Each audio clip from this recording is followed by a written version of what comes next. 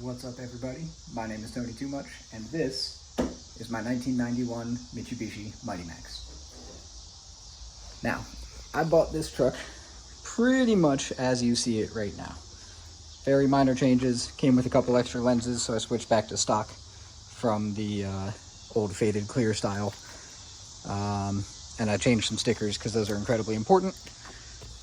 Interior is basically exactly as I had bought it for now. And there was included this sweet leather tonneau cover that needs to be cleaned. But it's sweet enough that I went ahead and bought it anyways. Taillights were also that kind of creamy off-white. I'll end up showing those at some point or another. But I like the look of the stock colors for it, personally. So there are a few things I want to change about this truck. A few things to update, repair, or otherwise customize. And the idea is to try and document some of my excursion through that, because other than some forums, which are an absolute snore to read, there's not a whole lot of information out there for these types of things. One of the very first things I want to do, because it should be the easiest, I have these aftermarket headlights. They're pretty neat looking. I'll switch them on in a second here. A low beam is out on one side. So let's take a look at how that looks. Got an aftermarket fan in there, we'll see that later. So there we go, there's a low beam out. There's a low beam working. And I guess that does actually sort of show a neat look, but let's face it, that's not acceptable. So what we have next is the high beams. And I've got a regular high beam there and nothing here.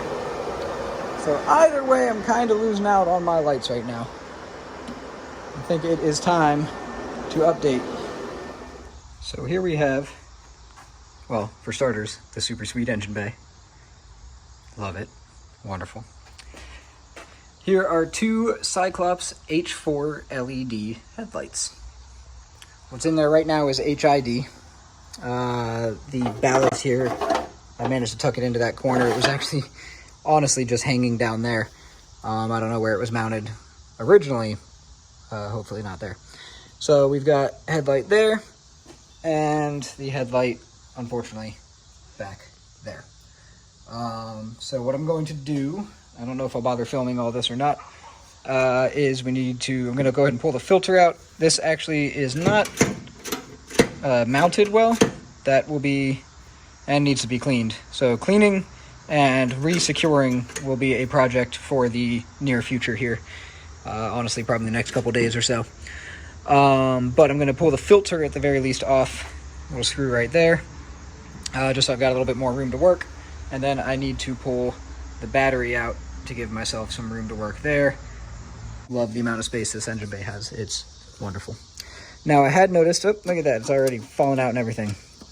I tinkered with this very briefly at work, and I noticed that this clip was not doing too hot. Neither is the other side there. So that is something that I'm going to look into repairing as well. I don't know if I'll get to that right this moment. We're just going to try and test fit a couple things for now. So here is my old HID kit. You see, just unplug it, and that's literally it. We've got a pretty well burnt out bulb right there. I guess that was the high beam that we were trying to see earlier. And the HID itself is technically fine. Anybody want it? I'll probably throw it in the trash. We'll see what happens. Set it with the spare doors for right now, because the garage is a mess. So, let's see if we can prop you back up here for a moment. See that well enough, right? Yeah, you can kind of see what's going on. So now we got our handy dandy Cyclops H4 kit, courtesy of the one and only Bob's BMW. Shameless plug for my daytime job. Get a cool sticker. Some typical installation instructions that are kind of universal. Should probably be read if you don't know what you're doing. If you're actually watching one of my videos for advice, I wish you the best of luck. Here is, I guess, the controller, relay, ballast, whatever that is for the LED, and then the bulb itself. I am going to attempt to stick the bulb in here. The issue is, again, this clip. So let's see if I prop you here. Balance, heck yeah. I can kind of move the clip out of the way enough. You'll notice that there is let's see, yeah, 1, 2, and 3 prongs, and they do correlate with the inside of this as well.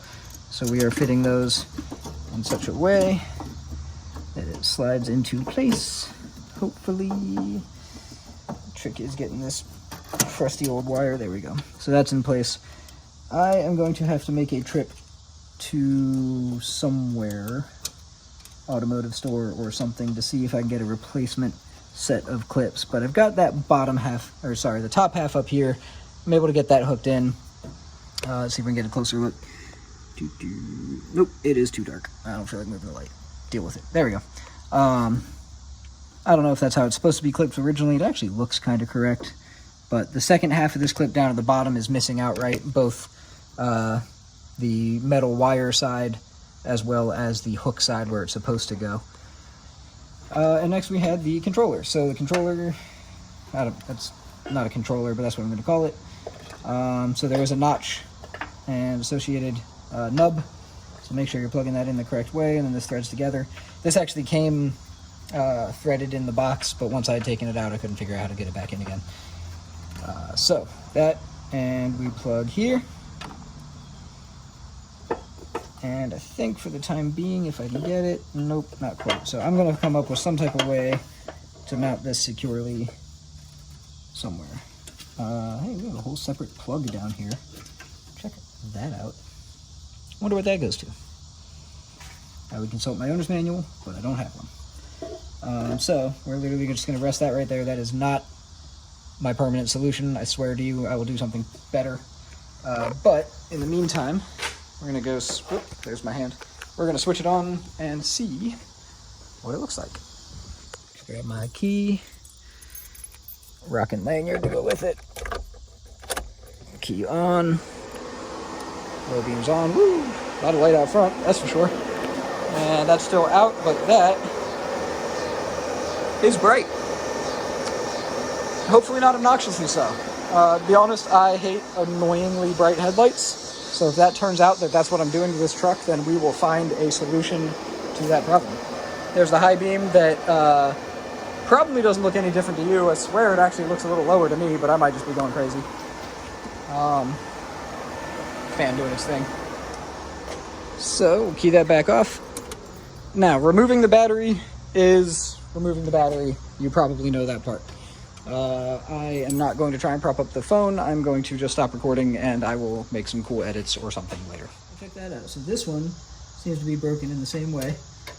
Only half of the pin exists anymore.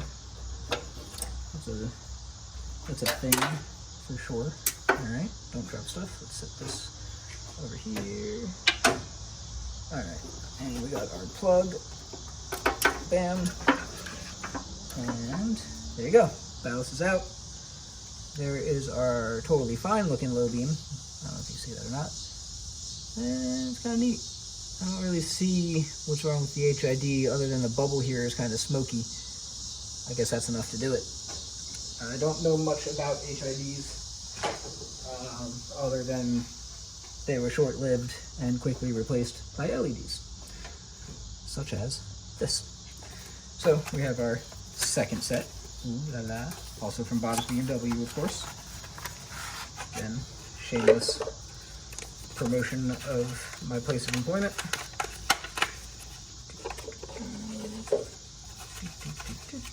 There you go. Look, they got it all packaged nicely. I don't know how they did that. I couldn't put it back that way. I guess I didn't bother looking at this one when I packed the first one up. But it already comes assembled, so that's a little bit less work. Sometimes it is convenient to remove that first, depending on what you're doing, where you're doing it, etc. Etc. Alright, so we wiggle this guy back into spot.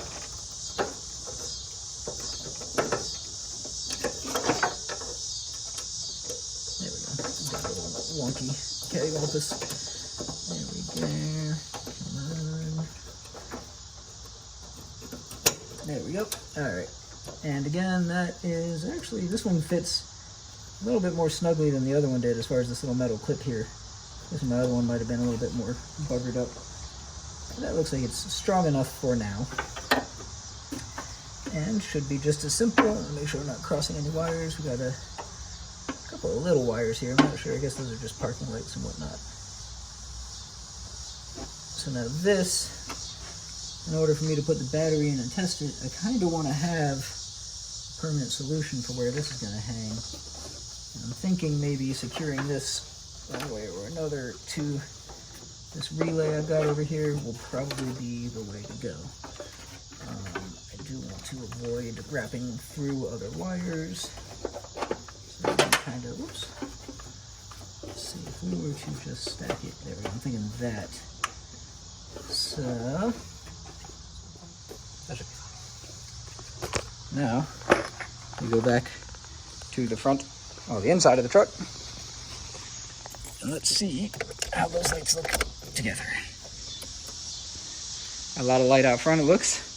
And, wha-bam! We have 2 functioning low beam lights. Now, let's see if I can. No, I'm not going to be able to press that up on anything. Oh well, you'll just have to come with me. Over here, high beam, low beam, high beam, low beam, high beam. Come back over here. High beams, again. Don't know much if I notice a difference. Maybe I got it backwards, to be honest.